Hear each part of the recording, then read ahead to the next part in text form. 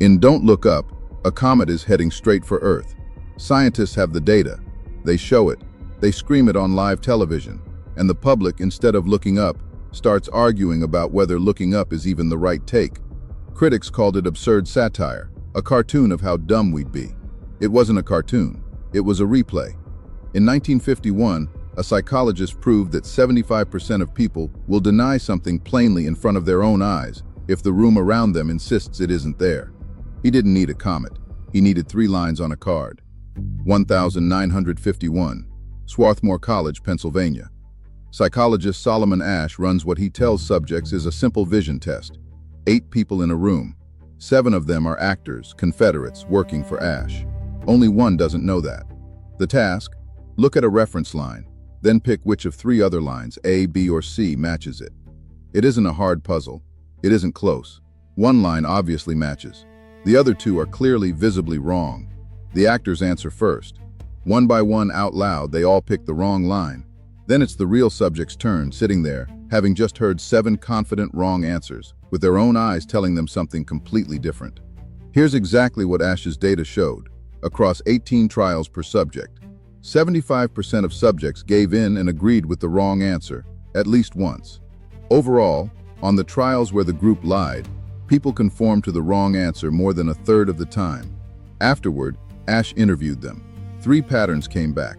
Some genuinely started doubting their own eyes, the rarest reaction. Most started doubting their judgment.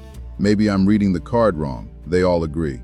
And the largest group knew they were right and said the wrong answer anyway, because looking correct mattered less than looking normal. Asch also found the exact conditions that made it worse or better. 3 confident, unanimous voices created almost the same pressure as a whole room. Adding a 4th, 5th, or 8th Confederate barely moved the number. But break that unanimity, just one other person giving the correct answer, even if everyone else still lied, and conformity collapsed to under 10%. One dissenting voice was enough to hand people permission to trust themselves again. One subject, interviewed afterward, put it in a single line. I felt like everyone else could see something I couldn't. That's not a stupid person. That's a healthy brain doing exactly what it evolved to do. Trust the group over a single pair of eyes. Because for most of human history, the group was usually right. Now put Don't Look Up next to that data, beat for beat.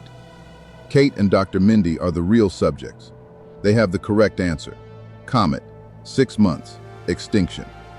Everyone else in the room, a president, a chief of staff, cable news anchors, a tech billionaire, gives a different, confident, wrong answer. Not urgent, not certain, not worth panicking over. Mindy eventually folds and goes along with the group's read. Kate refuses and gets treated exactly like Asch's independence, isolated, mocked, told she's the one with the problem. The unanimity effect is on screen too. For one scene, a single celebrity breaks from the group and says maybe the scientists are right. Public opinion actually wobbles, exactly like Asch's one dissenter condition. Then the group reforms around her, and the wobble disappears. The film adds machinery Asch never had to test, a newsfeed that manufactures unanimity for you automatically, and a profit motive that makes the wrong answer more comfortable than the right one.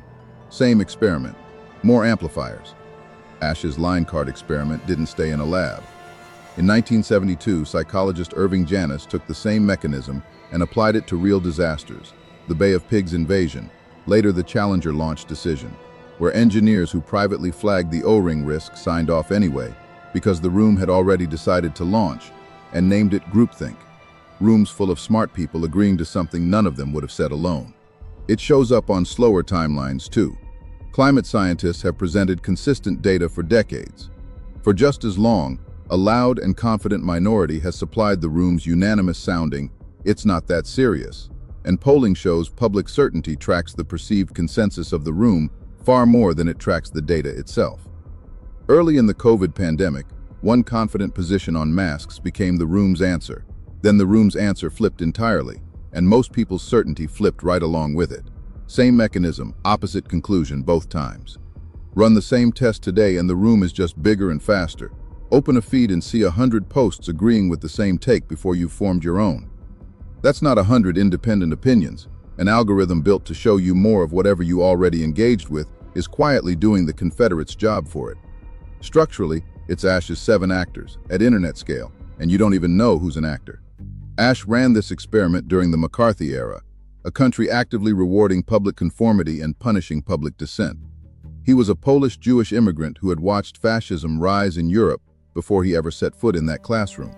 His question was never really about lines on a card. It was, how do reasonable people end up agreeing to something monstrous, together, out loud? His own conclusion, in his own words, the tendency to conformity in our society is so strong that reasonably intelligent and well-meaning young people are willing to call white black. He died in 1996. Decades of replications since, across dozens of countries, keep landing in the same range. Conformity never disappears. It just moves between roughly a quarter and two-thirds of people, depending on the culture and the stakes. Remember how Don't Look Up ends. The comet is visible. Anyone could step outside and see it. The president tells everyone not to, and most people simply don't. That's not the film being absurd. That's the line card experiment, with the stakes raised from which line is longer to is the planet ending. Asch already told us the answer in 1951. Given a confident, unanimous room, most people will choose the room over their own eyes. The horror in that film was never the comet. It's that the part where people talk themselves out of what they can plainly see. That part's a documented result, replicated for 70 years. Asch's original data is public record. You can read the actual methodology, not just the summary. So the real question isn't about the movie. It's the next time you're in a room where everyone agrees a little too fast. Are you checking the line, or are you checking the room? Sources, timeline, and the full study are in the description below.